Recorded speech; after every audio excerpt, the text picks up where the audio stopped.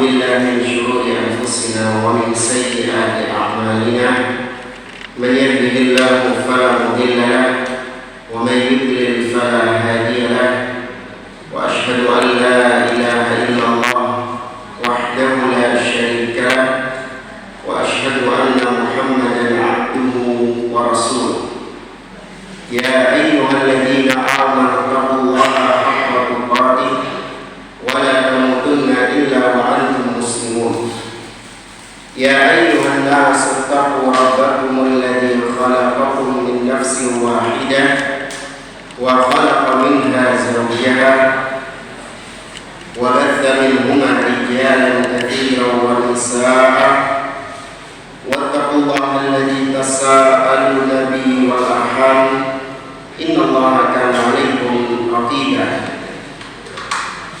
يا أيها الذين آمنوا اتقوا الله وقولوا قولا سديدا يصلح لكم أعمالكم ويغفر لكم ذنوبكم ومن يطع الله ورسوله فقد فاز فوزا عظيما أما بعد فإن أصدق الحديث كتاب الله وخير الهدي هدي محمد صلى الله عليه وسلم وشر الأمور محدثاتها وكل محدثة بدعة وكل بدعة ضلالة وكل ضلالة في النار. Ma'asyiral muslimin, ikhwani fillah, rahimani wa rahimakumullah. Alhamdulillah, segala puji bagi Allah Subhanahu wa taala yang mempertemukan kita kembali di majelis yang mulia ini dalam pembahasan tafsir juz amma oleh Syekh Abdurrahman bin Nasir As-Sa'di rahimahullah taala. Kita melanjutkan kembali, atau kita sudah selesai dari tafsir surah At-Takwir ya?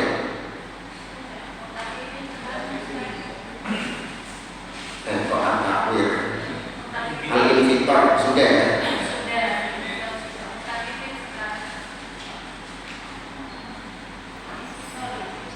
Surah Al-Mutaffifin dari ayat pertama ya? Enggak kan?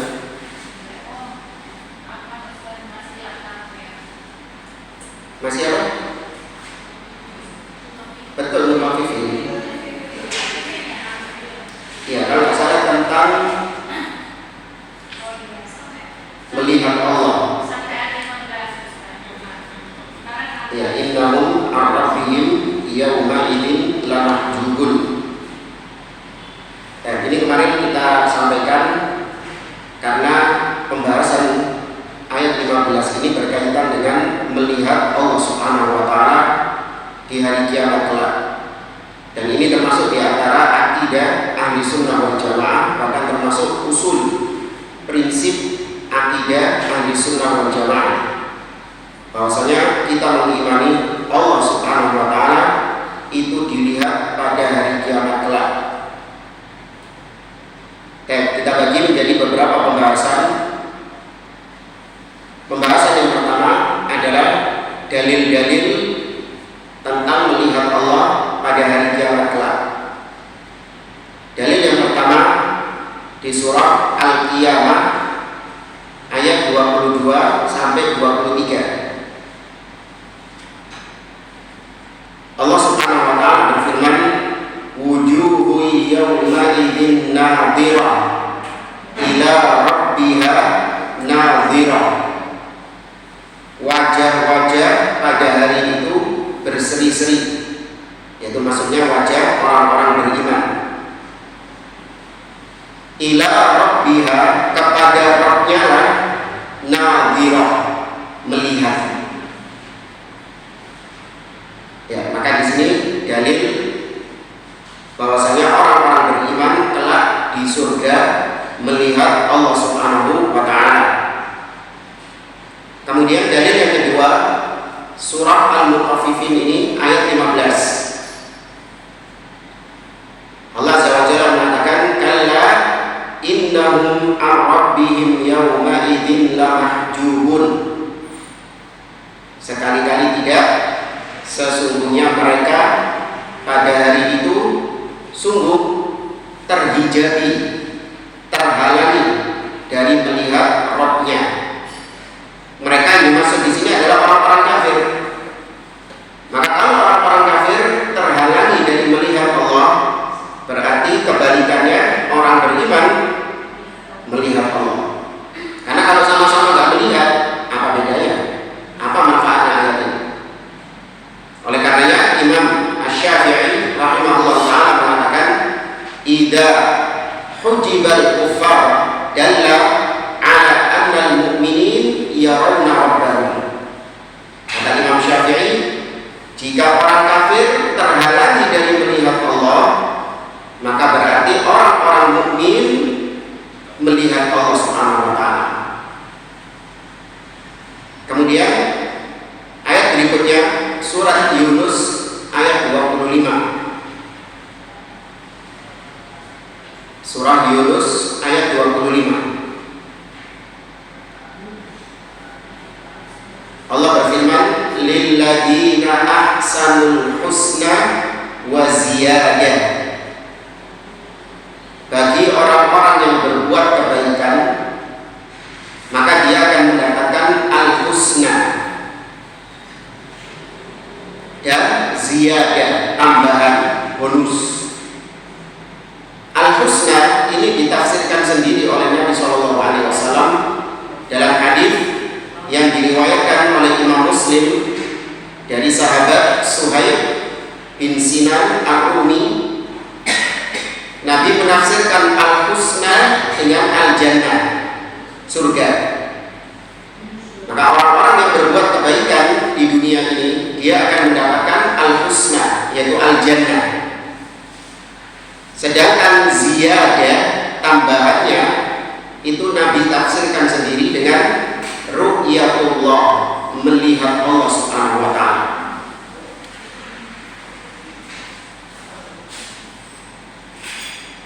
Nah, ini dulu 3 ayat dari Al-Quran yang menetapkan Allah dilihat oleh orang-orang beriman di surga. Nas'alullaha minhum, semoga kita yang termasuk di dalamnya.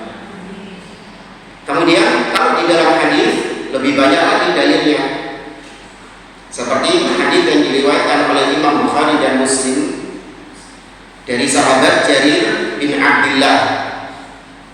Nabi SAW mengatakan, "Innakum satarawna rabbakum kama tarawna hadzal qamar la tudammuna fi ru'yatihi." Sesungguhnya kelak kalian akan melihat Rabb kalian sebagaimana kalian melihat bulan di kala purnama. Kalian tidak akan uyel-uyelan, tidak akan berdesak-desakan melihatnya. Di sini Nabi jelas mengatakan kalian akan melihat Rabb kalian. Berarti Allah itu dilihat pada hari kiamat. Allah dilihat di surga. Sebagaimana kita kalau melihat bulan, apakah perlu kita uyel-uyelan? Tidak, metu wae. Kalau diumumkan misalnya hari ini akan ada bulan purnama, maka masing-masing orang bisa langsung keluar dari rumahnya melihat tanpa perlu berdesak-desakan. Maka di sini Nabi menyerupakan, bukan menyerupakan Allah dengan bulan, ya, awas. Di sini Nabi menyerupakan cara melihat Allah dengan cara melihat bulan. Nah, kalau Anda ingat, di sini juga ada dalil tentang apa? Allah dilihat sebagaimana bulan dilihat. Berarti itu menunjukkan Allah di atas. Naam, barakallahu fiik. Karena kalau lihat bulan dalangan di jamaah. Di dulu apa dalam? Dalam. Berarti ke arah atas. Maka Allah dilihat sebagaimana bulan dilihat, berarti Allah di atas.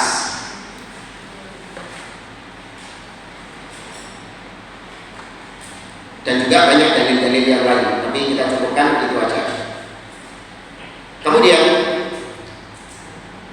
Ahlus Sunnah telah sepakat, para ulama Ahlus Sunnah telah sepakat dari zaman ke zaman bahwa manusia tidak akan mungkin melihat Allah di di kehidupan dunia. Jadi kalau Allah dilihat, ya, tapi dilihatnya Allah itu nanti ketika di akhirat. Adapun dalam kehidupan dunia, maka sepakat ulama tidak mungkin Allah dilihat di dunia. Di antara dalil yang menunjukkan hal ini adalah Nabi siapa?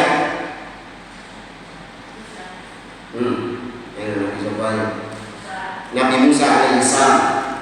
Seperti yang Allah sebutkan dalam surat Al-A'raf ayat 143. Ya, surat Al-A'raf ayat 143. Nabi Musa minta kepada Allah untuk memperlihatkan dirinya. Nabi Musa mengatakan, Rabbi arini anzur ilaik. Wahai Rabbku, perkenankan aku untuk melihat engkau. Ini Nabi Musa posisinya ketika di dunia. Maka Allah mengatakan, lan tarani, kau tidak akan bisa melihatku. Walakin unzur ilal jabali, namun lihatlah kepada gunung itu. Fa in istaqarra makanahu fasawfa tarani. Kalau gunung itu masih tetap pada posisinya, niscaya kau akan bisa melihatku. Maka kemudian falamma tajalla rabbuhu lil jabali ja'alahu dakka. Ketika Allah hendak menampakkan dirinya, maka gunung itu hancur lebur. Wa kharra Musa sa'iqa, dan Musa pun jatuh tersungkur. Nah, ini dalil bahwasanya Allah tidak bisa dilihat di dunia. Ditambah lagi hadis dalam riwayat Imam Muslim, Nabi SAW mengatakan, ta'allamu annahu la yara ahadun minkum rabbahu hatta yamut. Ketahuilah bahwa tidak mungkin salah seorang di antara kalian melihat Rabbnya sampai dia mati. Berarti kalau sudah mati, berpindah ke alam akhirat. Nah, kalau di alam akhirat itu memungkinkan untuk melihat Allah Subhanahu wa Ta'ala.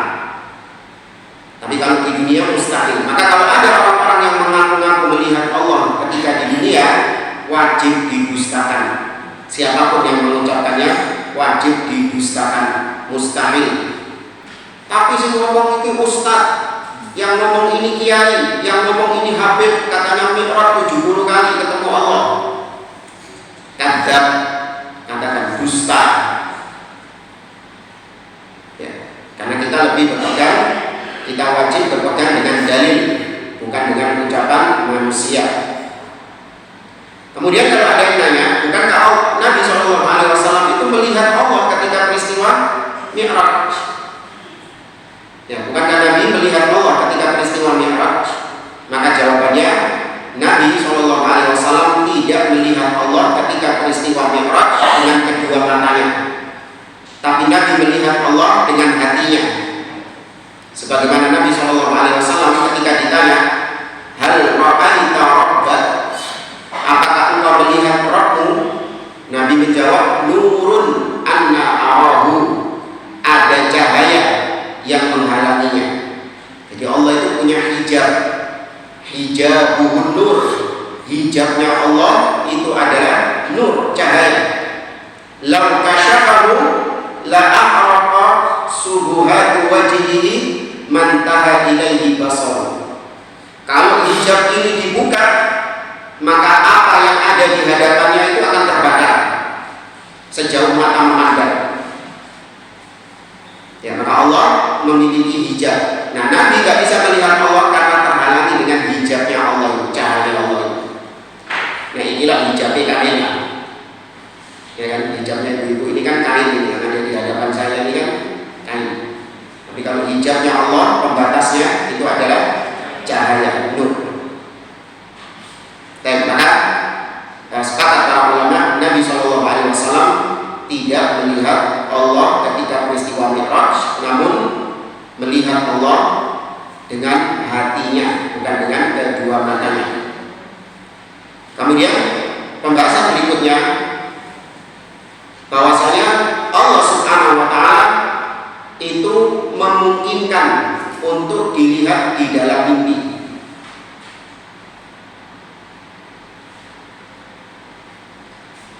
Allah memungkinkan dilihat di dalam mimpi. Namun yang dilihat di dalam mimpi itu bukan wujud aslinya Allah. Ya, yang dilihat di dalam mimpi harus diyakini itu bukan wujud asli. Seperti misalnya Nabi Yusuf.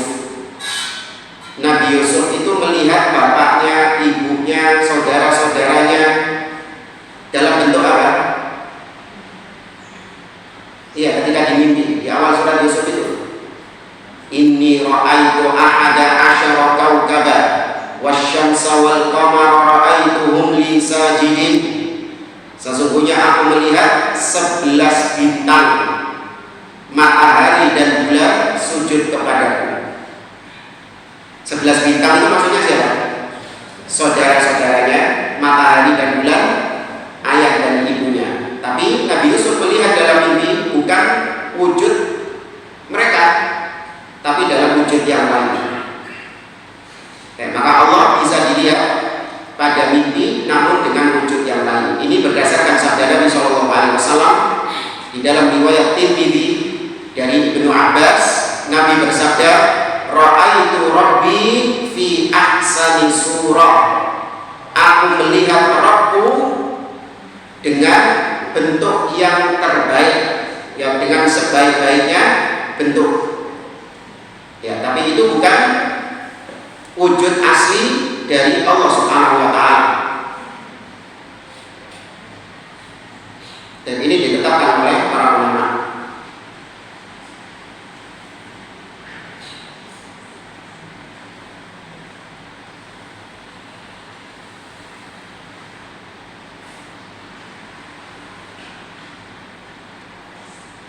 Kemudian kita bahas pembahasan berikutnya, yaitu apakah orang-orang kafir itu juga melihat Allah Subhanahu wa taala di akhirat kelak, atau hanya orang beriman saja yang melihat Allah di akhirat kelak. Dan kalau itu surga, maka tentu yang melihat Allah hanya siapa? Hanya orang-orang beriman. Tapi ketika di akhirat ini maksudnya di padang mahsyar, pokoknya sebelum surga dan neraka, maka orang-orang kafir itu juga melihat Allah. Namun mereka melihat Allah dalam keadaan ketakutan. Beda dengan orang beriman di surga, melihat Allah itu adalah nikmat terbesar. Sedangkan orang kafir melihat Allah dalam keadaan ketakutan.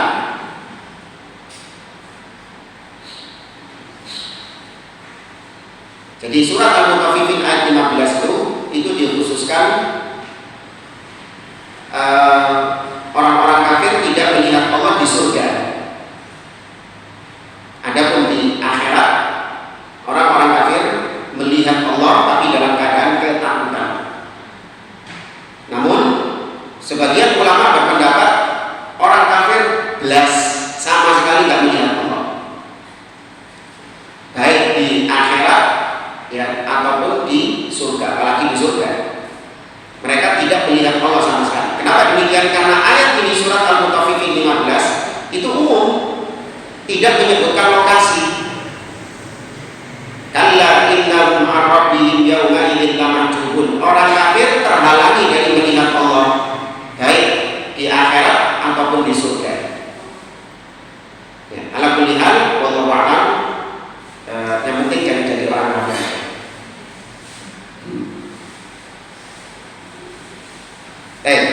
Itu dulu dari pembahasan tentang ru'yatullah, melihat Allah Subhanahu wa taala. Sekarang kita lanjut surah Al-Mutaffifin ayat yang ke-16. Tsumma innahum lasalul jahim. Kata Allah Subhanahu wa taala, kemudian mereka di sini kembali kepada orang-orang kafir, lasalul jahim, benar-benar solu itu maksudnya masuk. Ya,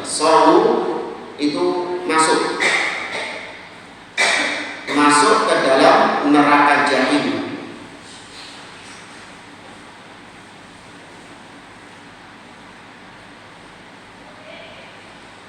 Dan kita lihat di sini kata beliau, "Tsumma innahum ma'a hadhil uqubatil balighah." Kemudian mereka dengan hukuman yang berat ini, lasalul jahim, benar-benar masuk ke dalam neraka jahim. Ketemu ibu-ibu di bukunya, ya. Kemudian mereka orang-orang kafir ini ma'a hadhil uqubatil balighah. Ya, uqubah itu artinya hukuman, punishment. Al-balighah itu yang puncak, yang sangat dahsyat.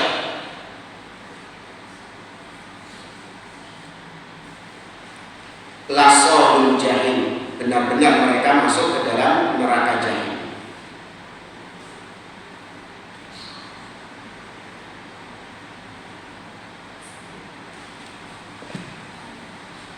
Sebentar.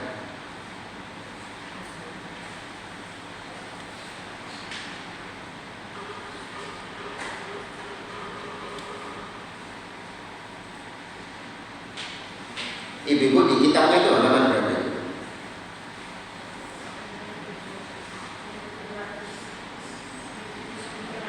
1300.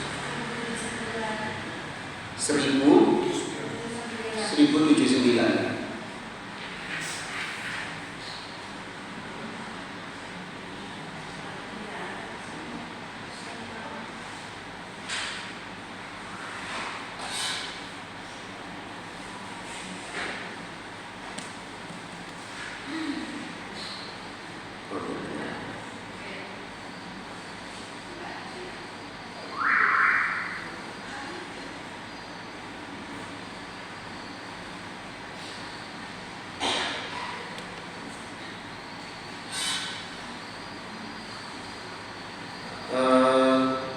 Kok 1079 bukan 80 kan?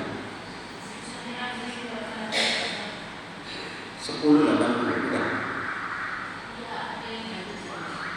Iya. Kita lanjutkan ayat yang ke-17.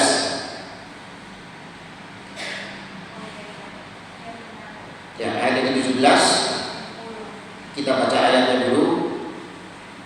Tsumma yuqalu hadzal ladzi kuntum bihi tukadzibun. Kemudian dikatakan kepada mereka,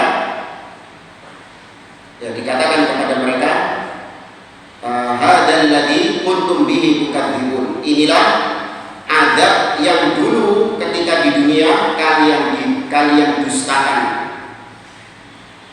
Kita baca tafsirnya. Tsumma yuqalu lahum, kemudian dikatakan kepada mereka orang kafir ini, taubihan, ya, taubihan, celaan, wa takri'an, ya, ejekan, celaan dan ejekan, seraya mencela dan mengejek. Dikatakan apa? Hadzal ladzi kuntum bihi tukadzibun. Iki lho siksa sing biyen kalian dustakan. Itu kenyang ya. Apa itu? Ngici. Bahasa kita, ngici. Dulu kalian ketika di dunia mendustakan siksa Allah, iki lho rasamu dhewe. Nah, fadzakara lahum thalathata anwa'in minal adab. Maka di sini Allah menyebutkan kepada mereka 3 jenis adab. Yang pertama, adzabul jahim, siksa neraka jahim. Yang kedua, wa'adzabut tauhid, wa'adzabut taubih wal laum.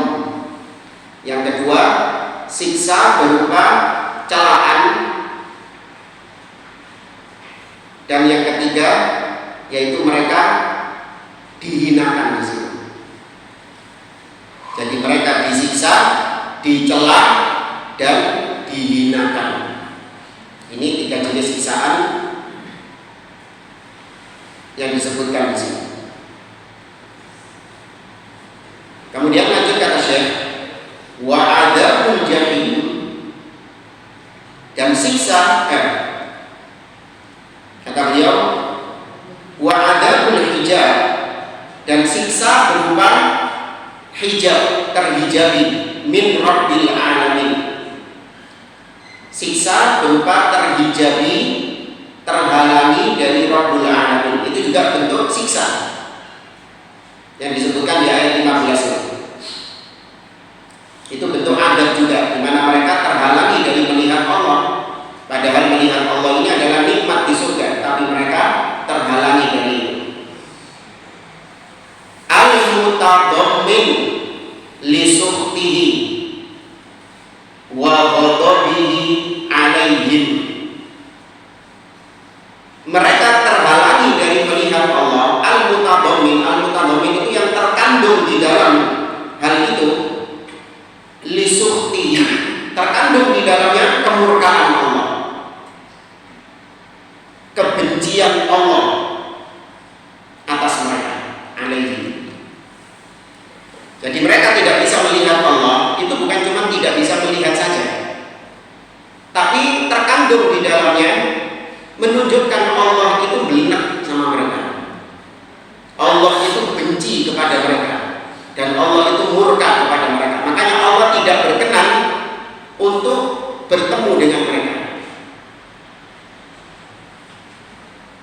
Wa huwa a'dhamu 'alaihim min 'adzabin nar.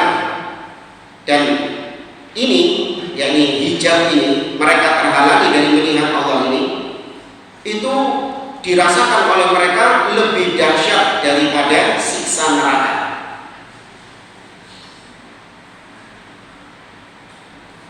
Itu lebih dahsyat daripada siksa neraka. Kemudian kata beliau, wa dalla mafhumal ayat. Ayat ini menunjukkan pemahaman yang terkandung di dalamnya, seperti yang kita katakan tadi, ala annal mu'minina, bahwasanya orang-orang beriman yarawna rabbahum, melihat Rabb mereka, yaumal qiyamah, pada hari kiamat, wa fil jannah, dan di dalam surga, wa yataladzadzuna, dan mereka berlezat-lezatan. Berlezat-lezatan itu menikmati, ya, dan mereka menikmati bin nadhari ilaihi, dengan melihat kepada Allah. Jadi mereka nikmat melihat Allah. A'dham min sa'iril ladzat, itu lebih besar dari semua kenikmatan-kenikmatan di surga. Subhanallah. Nasallallahu min fadli. Jadi kalau orang kafir, mereka terhalangi dari melihat Allah, itu adalah siksa yang paling besar daripada siksa-siksa yang mereka rasakan. Maka sebaliknya, orang-orang beriman melihat Allah itu adalah nikmat yang paling besar dari semua nikmat-nikmat di surga. Bisa dipahami Ibu? Hah? Nah.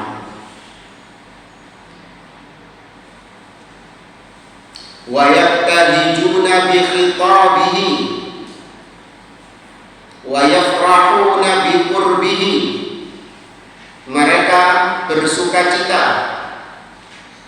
dengan khitab. Khitab ini diajak bicara sama Allah Subhanahu wa taala.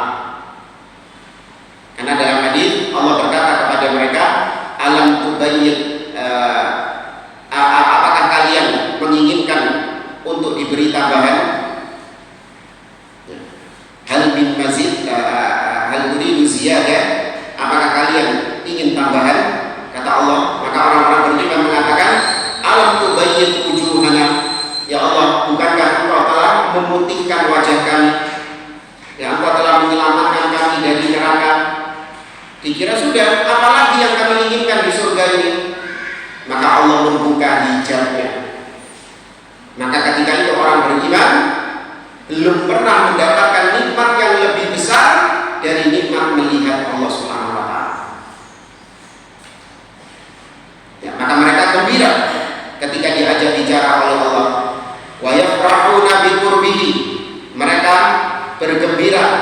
dengan kedekatan mereka dengan Allah Subhanahu wa taala.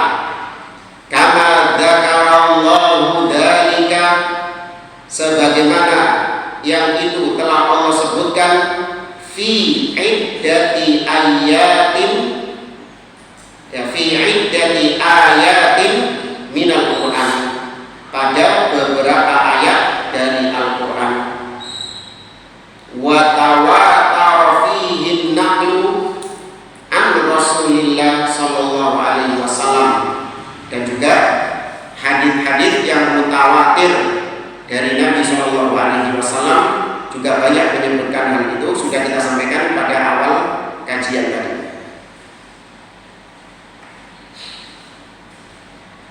Wa fi hadhil ayat, dan pada ayat-ayat yang kita baca ini ada at-tahdzir.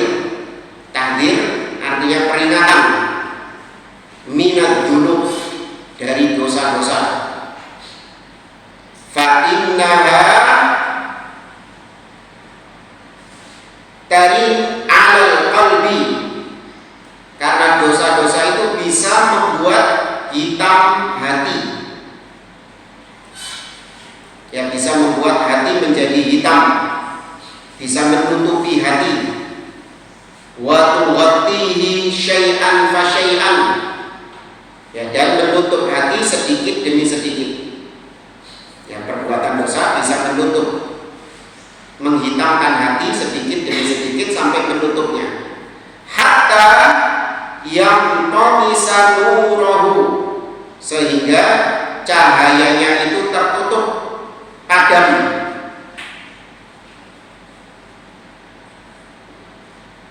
Wa tamutu basiratuhu, ya, cahayanya padam dan mata hatinya juga mati. Basirah itu mata hati. Fatan qalibu alaihi haqa'iq, maka kalau sudah kayak itu padam, maka manusia yang hatinya sudah padam, tidak ada cahaya keimanan, tertutup dengan dosa-dosa, maka itu dia akan melihat segala sesuatu dengan kebalikannya. Yang hak dia lihat sebagai batil, kebatilan akan dia lihat sebagai kebenaran. Nah, karena hatinya sudah tertutup dengan dosa. Fayal batila haqqan wal haqqa batilan, maka dia melihat kebatilan itu benar dan kebenaran dia lihat sebagai batil. Lihat orang-orang yang hatinya sudah mati. Syirik itu dianggap sebagai amal soleh, kesyirikan itu padahal, tapi sama mereka dianggap ini adalah bentuk mendekatkan diri kepada Allah Subhanahu wa taala. Sebaliknya tauhid, ya, dakwah tauhid dianggap sebagai dakwah yang keras, radikal, memecah belah umat, yang intoleran, tidak hikmah, dan yang lainnya. Ini orang yang mata hatinya sudah tertutup karena sebab dosa-dosa. Wa hadza min ba'di uqubatid dzunub, ini termasuk sebagian hukuman Allah kepada pelaku dosa. Jadi dosa yang kita lakukan itu ada hukumannya, bukan hukuman di akhirat saja, di dunia itu sudah Allah berikan hukumannya. Jadi hukumannya itu, seorang ketika berbuat dosa, maka kata Nabi Sallallahu Alaihi Wasallam, inna rajulan atau innal abda idza adzaba dzamban nukitat fi qalbihi nuqtatun sauda. Sesungguhnya seseorang ketika berbuat dosa, maka dititikkan di dalam hatinya titik hitam. Fa in taba sukila anhu, kalau dia bertobat maka dihilangkan titik hitamnya. Wa illa fa in zada zada, tapi kalau terus dia bertambah dosanya, maka bertambah pula titik hitamnya. Itulah yang kemarin kita sampaikan, kalla bal rana ala qulubi yaksibun. Hati mereka telah menghitam, telah tertutup atas dosa yang mereka lakukan. Ya, karena yang dalam makanya kita diajarkan untuk beristighfar, minta ampun, bertobat segera dari perbuatan dosa. Jangan ditunda-tunda. Karena perbuatan dosa itu pasti akan memanggil teman-temannya. Ya, perbuatan dosa akan ngejar kawan-kawannya. Maksudnya kawan-kawannya itu ngejar dosa-dosa yang lain juga.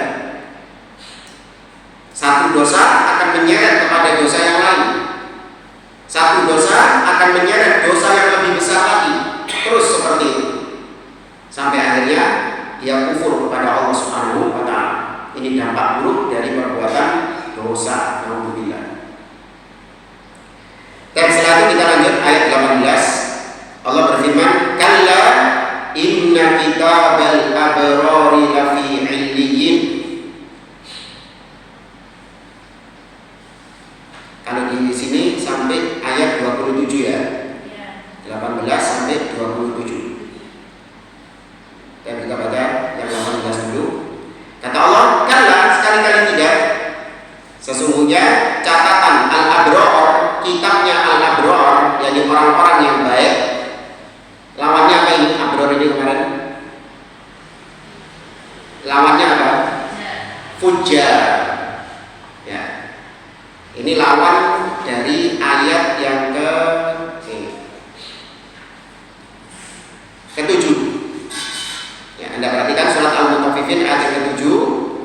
Nah, itu lawannya ayat 18 ini. Counternya. Nah, bahasa kita kan gitu. Counternya itu ayat 18. Kalau di ayat yang ke-7 menyebutkan fujar, di 18 ini menyebutkan kebalikannya, yaitu al-abrar. Sesungguhnya catatan al-abrar lafi 'illiyyin, berada pada 'illiyyin. Baik, kita baca di sini tafsirnya. Kata beliau, lamma dzakara anna kitabal fujjar fi asfalil amkinati wa aqyatiha.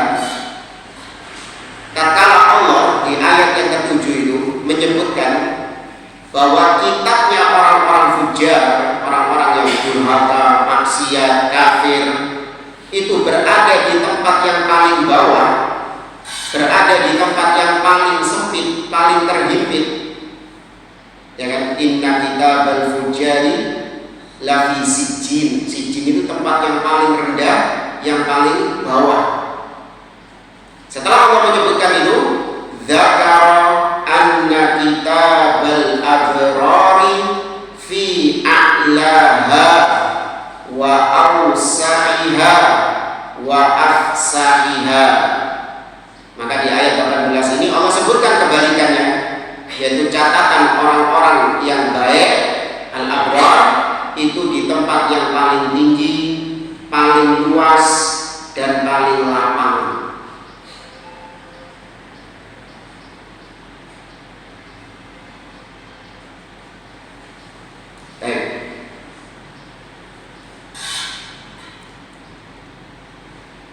Kemudian wa ma adraka ma illiyun. Apa illiyun? Ditafsirkan langsung di ayat setelahnya.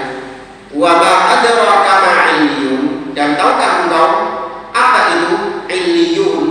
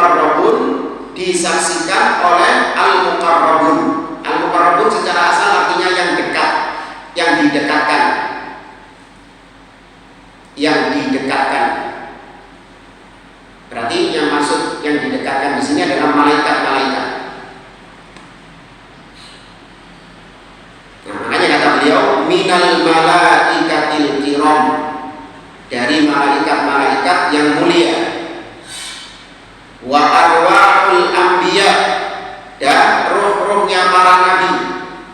Jadi kitabnya orang-orang yang baik, catatan amal mereka itu bersama para malaikat, rohnya orang-orang yang rohnya para anbiya, was-siddiqin, orang-orang yang jujur, wasyuhada, orang-orang yang syahid, wa yunawwihullahu bi dzikrihim fil mala'il a'la.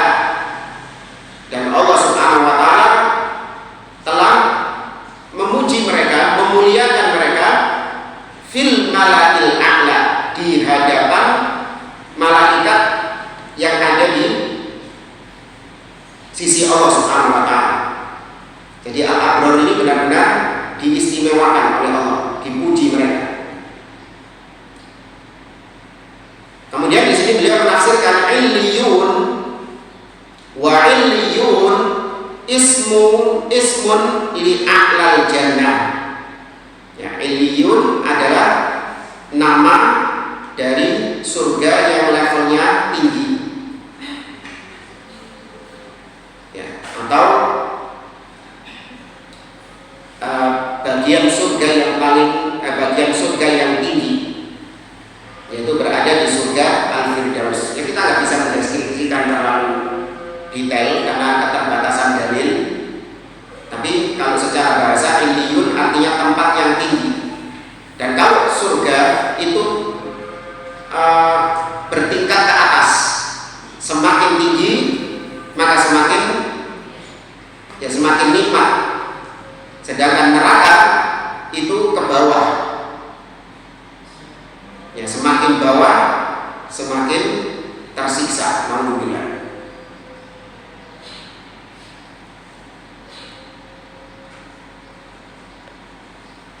Kemudian ayat berikutnya, innal abrara lafi na'im. Sesungguhnya orang-orang yang abrar berada pada kenikmatan. Kata Syekh, falamma dzakara kitabahum dzakara annahum fi na'imin. Ketika Allah menyebutkan catatan mereka, maksudnya catatan al-abrar, maka sekarang Allah menyebutkan bahwa al-abrar ini fi na'im, dalam kenikmatan. Wa huwa ismun jami'un li na'imil qalbi war ruhi wal badani. Na'im itu adalah sebuah nama yang jami', yang kompleks, mencakup kenikmatan hati, kenikmatan ruh, dan kenikmatan badan. Jadi na'im itu mencakup semua, sembarang ngalir, nikmat sembarang ngalir. Kadang kita itu cuma mendapatkan nikmat di dunia ini, ya, kita cuma mendapatkan nikmat makan, delok sing enak-enak yang menunjukkan pandangan, lihat pemandangan gunung dan yang lainnya. Kadang ada yang nikmatnya itu hanya nikmat makanan, nikmatnya cuma di lidah. Pas begitu wayangnya bayar, gak nikmat sama sekali. Dengan ya. Tapi kalau di surga itu disebut dengan kata-kata na'im, itu mencakup semua jenis kenikmatan. Ya. Kemudian ayat berikutnya, alal araiki yanzurun. Mereka alal araik, araik artinya sarir, yaitu dipan-dipan, kasur-kasur. Tapi ingat ya kaidahnya, ya, kalau disebutkan item, pohon, sungai, buah, itu jangan disamakan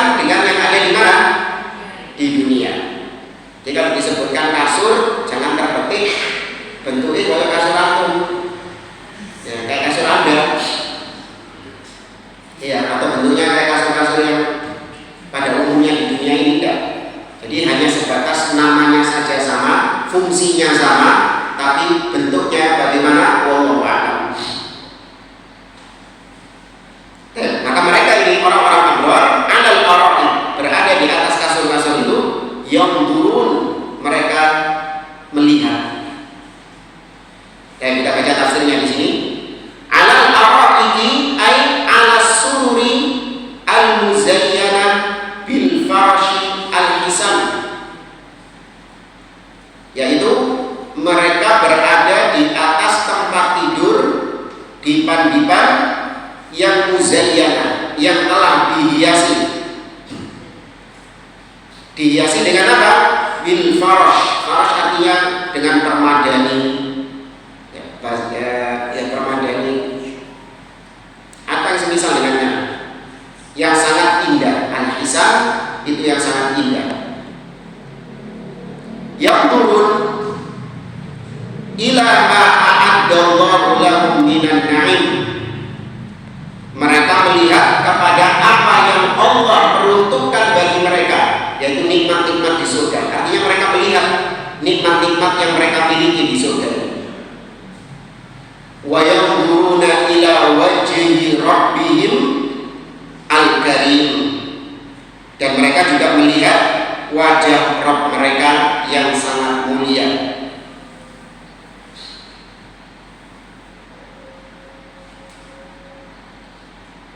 Kemudian ayat 24, ta'rifu fi wujuhihim nadratan na'im. Kau akan melihat, kau akan mengetahui fi wujuhihim, pada wajah-wajah mereka itu ada nadratan na'im, ada kesenangan atas nikmat, kegembiraan atas nikmat yang mereka rasakan. Jadi kalau bahasa kita, ketok keporai itu sumringah. Kau akan melihat mukanya mereka itu benar-benar memancarkan kegembiraan. Loh, ketok jemaah ini kita di dunia saja kan melihat ya, orang-orang ini sumpah ketok kita, orang masalah kelihatan. Dan ada orang-orang yang mukanya sumringah. Coba lihat kalau habis gajian, kan sumringah mukanya. Ya. Nah, maka di surga nggak ada rambut, nggak ada cemberut, nggak ada. Ya, wajahnya itu sumringah terus. Nas'alullah min fadlih, semoga kita termasuk di dalamnya. Ya, kita baca di sini tafsirnya. Ta'rifu ayyuhan na'biru ilaihi. Wahai orang yang melihat wajah manusia-manusia yang ada di surga. Ini berarti berlaku umum. Siapapun yang melihat wajah-wajah manusia di surga, kau akan melihat mereka fi wujuhihim nadratan na'im.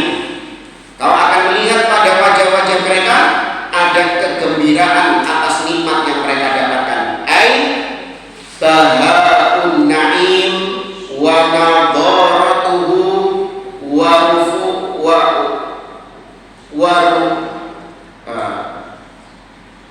warunahu. Kau akan melihat pada wajah-wajah mereka itu bahak. Ya, bahak itu artinya pancaran kegembiraan.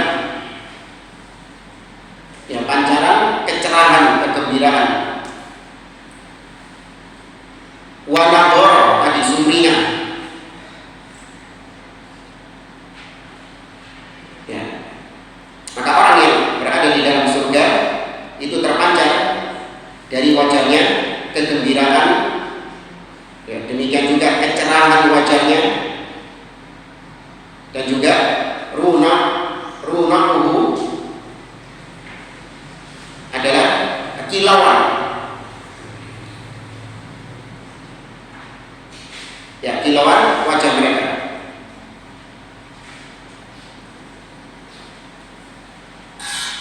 Fa inna tawali al-ladzati was-sururi yaksibul wajhu nuran wa husnan wa bahjatan. Karena tawalil ladzat, tawali itu artinya berurutan, berkesinambungan. Nikmat yang kelezatan yang didapatkan secara berkesinambungan, berturut-turut, kegembiraan asrur yang didapatkan secara berturut-turut, itu pasti akan memberikan dampak pada wajah seseorang, di mana wajahnya menjadi bercahaya, wajahnya semakin sumringah, ya, wajahnya semakin indah. Dan kalau di dunia itu pengaruh dulu ya, orang yang stres itu stres yang berurutan, wajahnya kelihatan apa? Kusut dan juga keriput, terus iya, di dunia saja pengaruh itu. Orang yang stres terus-terusan kelihatan lebih tua dia daripada orang-orang yang seumuran dengannya. Beda dengan orang-orang yang jauh dari stres, maka wajahnya itu terlihat awet muda. Ya, kenapa? Karena kegembiraan berturut-turut, bukan satu dua kegembiraan, tapi berturut-turut. Dan ya kegembiraan di dunia tidak ada kaitannya dengan harta. Ya, jangan bilang nanti, oh iya Ustaz itu wajahnya awet muda, gembira terus, iya duitnya ya, gak mesti. Jadi sombong. Ya kata siapa orang yang uangnya banyak terus gembira terus? Gak mesti juga. Salah satunya ya. Tapi juga itu bukan menjadi jaminan. Bahkan dengan harta itu terkadang orang jadi tambah stres. Dengan harta itu orang menjadi tambah stres.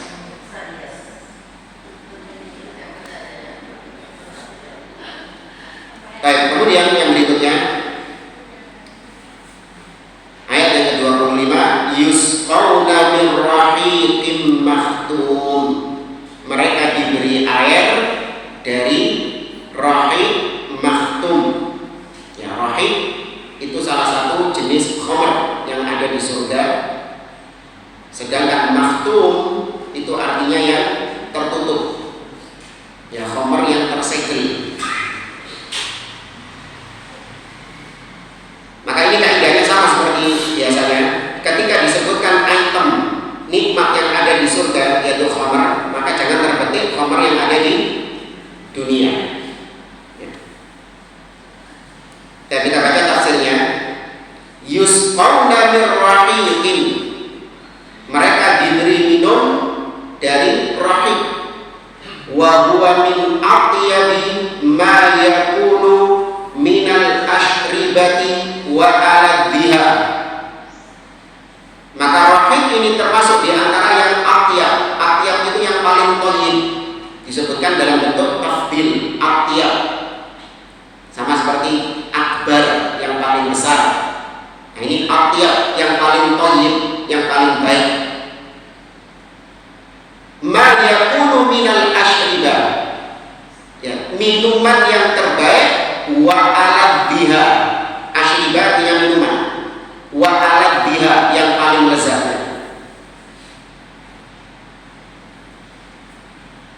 Ya, dalam keadaan makhtum yang masih tertutup untuk menjaga kemurniannya, untuk menjaga kualitasnya, maka ditutup.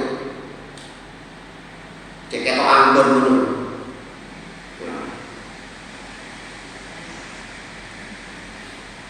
Kemudian ayat berikutnya, khitamuhu misk. Ya, khitamuhu miskun wa fi dzalika falyatanafasil mutanafisun. Penutup dari minuman rahiq, ya, penutup minuman itu adalah misik, kasturi. Nah, ini juga sama, disebutkan misik, jangan disamakan dengan yang ada di dunia. Wa fi dzalika, dan yang pada demikian itu, falyatanafas al-mutanafisun, maka hendaklah orang-orang itu berlomba-lomba untuk meraihnya.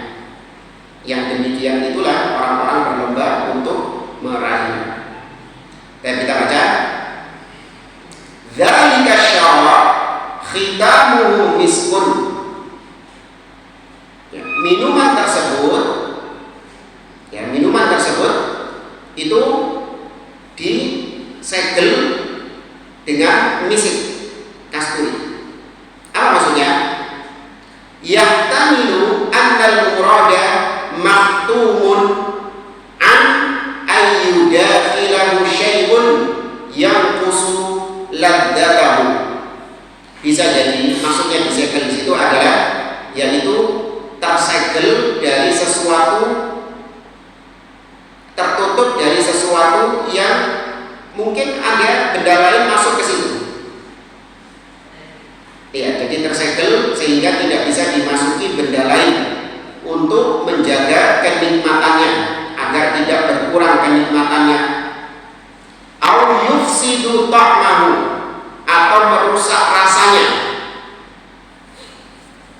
Ya, maka bisa jadi itu yang dimaksud. Wa dzalikal khitam alladzi khatama bihi miskun. Nah, segel yang dengannya minuman tersebut itu terjaga kualitas rasanya, segelnya itu adalah misik kasturi. Wa yahtamilu, tapi bisa juga maksudnya annal murada annahu alladhi yakunu fi akhiril ina. Bisa jadi yang dimaksud segel di sini adalah yaitu ujung dari gelasnya. Ya, ujung dari gelasnya. Alladhi yashrabuna minhu ar-rahiqal ar-rahiq, ya ar-rahiqah hithala, ujung dari gelas. Jadi maksudnya segel itu maksudnya ujungnya, khitam itu maksudnya penutupnya. Penutup ini kan berarti di ujung kan. Itu bisa saja terjadi pada gelasnya, bejananya,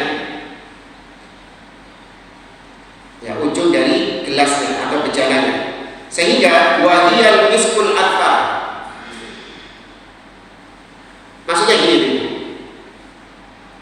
Jadi endapannya, ya endapannya, letak-letak. Apa letak ini? Lupa ampas ya. Endapan. Jadi Anda kalau minum kopi itu kan endap. Nah, jadi ketika minum maka endapannya itu adalah misik. Ngerti maksudnya? Jadi saya ulangi, ada dua penafsiran. Penafsiran pertama yaitu memang gelasnya itu tertutup, bejananya itu tertutup. Dengan apa penutupnya? Dengan misik. Nah, yang kedua, yang dimaksud dengan khitam itu adalah ujung. Berarti kalau Anda meminum, maka ujungnya itu adalah misik. Kalau es teh itu dulu, Anda kalau minum es teh manis, gulanya gak diudek. Nah, Anda kalau minum ujungnya apa? Ujungnya itu Anda minum gula. Tehnya wis teh. Tersisa apa ya? Endapan gulanya. Nah, seperti itu. Tapi bukan seperti itu maksudnya plek gitu loh ya. Ini cuma min babi takrib, untuk pendekatan saja. Karena tidak sama yang di dunia dengan yang di akhirat. Dan kita baca di sini fahadzal qadaru minhu alladhi jaratil 'adatu fi dunya annahu yura. Biasanya kalau di dunia endapan-endapan seperti letak itu tadi itu dibuang. Ya, biasanya endapan-endapan itu sesuatu yang dibuang. Namun yakunu fil jannah bihadhil mathabah. Namun kalau di surga endapannya itu justru itulah yang baik, yang istimewa. Wa fi dzalika an-na'imul mukim. An-na'imul mukim, yang demikian itu adalah nikmat yang mukim. Jadi nikmatnya gak safar. Nikmatnya mukim. Berarti apa maksudnya mukim? Menetap, gak nang dindi nikmatnya. Beda kalau nikmat dunia itu safar. Ya, nikmatnya dunia itu suka safar. Baru tanggal 1 gajian nikmat. Berapa hari setelahnya sudah safar nikmatnya. Ya, pergi atau kemana itu. Dan ada pun nikmat akhirat mungkin nikmatnya menetap. Alladzi la ya'lamu husnahu wa miqdarahu illallah. Yang tidak ada yang mengetahui, ya tidak ada yang mengetahui keindahan nikmat surga dan juga kadar nikmat surga kecuali Allah. Nah, sekarang ini tidak ada yang tahu bagaimana nikmatnya surga kecuali Allah saja. Karena kita nggak diperlihatkan sama Allah bagaimana nikmat-nikmat surga itu. Maka karena tidak diperlihatkan, falyatanafasil mutanafisun, hendaklah orang-orang itu berlomba-lomba, ay yatasabaku fil mubadarati ilaihi bil a'malil musilati ilaihi, yaitu dengan berlomba-lomba bersegera menuju surga tersebut. Dengan apa? Dengan amal-amal yang bisa mengantarkan kita menuju ke sana. Fahada aula ma ubilat bihi nafaisul anfas. Maka ini memang hal yang layak untuk kita lakukan demi untuk mendapatkan apa yang paling prestisius. Jadi orang kalau ingin mendapatkan sesuatu yang prestisius, sesuatu yang memang value-nya itu besar, dia harus apa? Ya dia harus berlomba-lomba, harus berusaha, harus ada effort. Nggak bisa surga yang nikmatnya seperti itu diraih dengan leye-leye, ya kan, dengan scroll medsos, atau dengan tiduran kelesetan. Nggak bisa. Jangankan nikmat surga, nikmat dunia saja, orang kalau ingin mendapatkannya harus banting tulang dia, harus kerja keras dia. Coba tanyakan kepada orang-orang yang sukses. Ya, tanyakan kepada mereka, apakah Anda mendapatkan kesuksesan ini dengan cara bermalas-malasan? Dia mengatakan tidak. Saya belani dulu, gak rapi-rapi. Sampai ada yang ngomong gitu. Iya, saya belani dulu, saya nggak nikah. Nikah saya baru ketika usia 40 ke atas. Kenapa? Saya mau sukses dulu. Iya, saya mau fokus sama kerja dulu. Sampai belani deh, tempat gak rapi-rapi. Iya, ada teman kita kayak gitu. Nggak mau dia kan?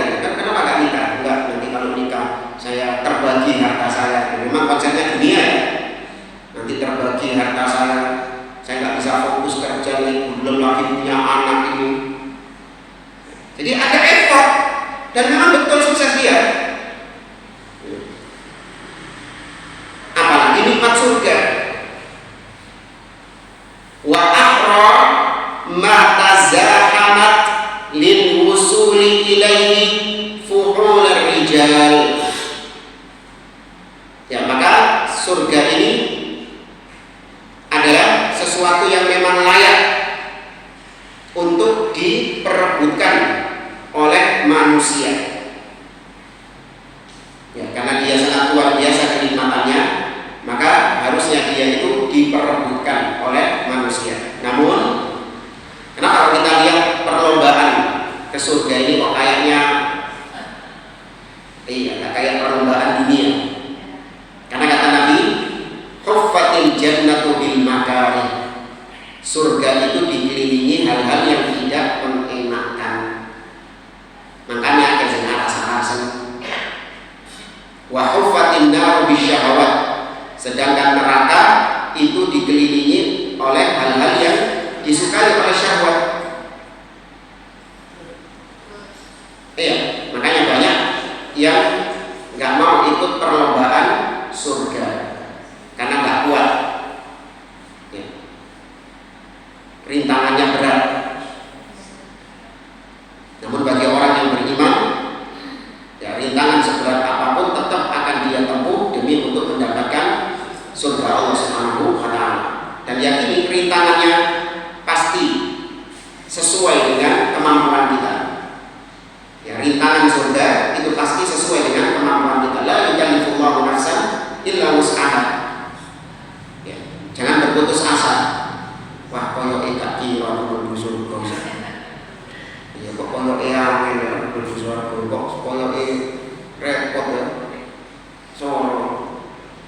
Ya, enggak. Mudah. Sesuai dengan kemampuan. Dan kemudian yang berikutnya, wa mizajuhu min tasnim.